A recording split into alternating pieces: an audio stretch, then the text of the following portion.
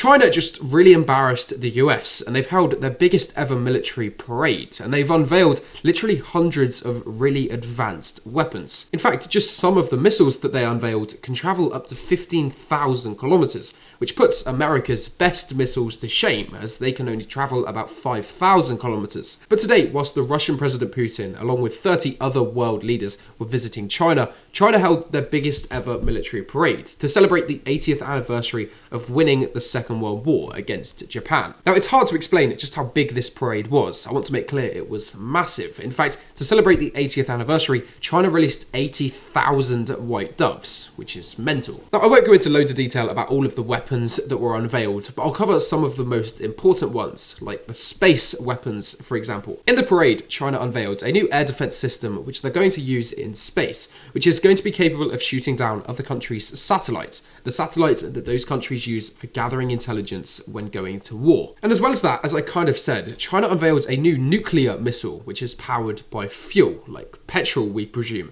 but it has a range of 15,000 kilometers, which means it can travel anywhere in the world. And one of the more interesting things is China unveiled a new type of hypersonic missile, which China says can sink any warship on the planet, which is really quite a big claim. But with hypersonic missiles being a new thing, it's definitely possible. And those are just three of hundreds of things that China unveiled in this parade. So the parade was massive, and it's definitely put the West to shame a bit. Of course, though, it'll be interesting to see what the West says and what they unveil in response to that, like they usually do. As usual, though, you can leave me a follow for some more global news like this.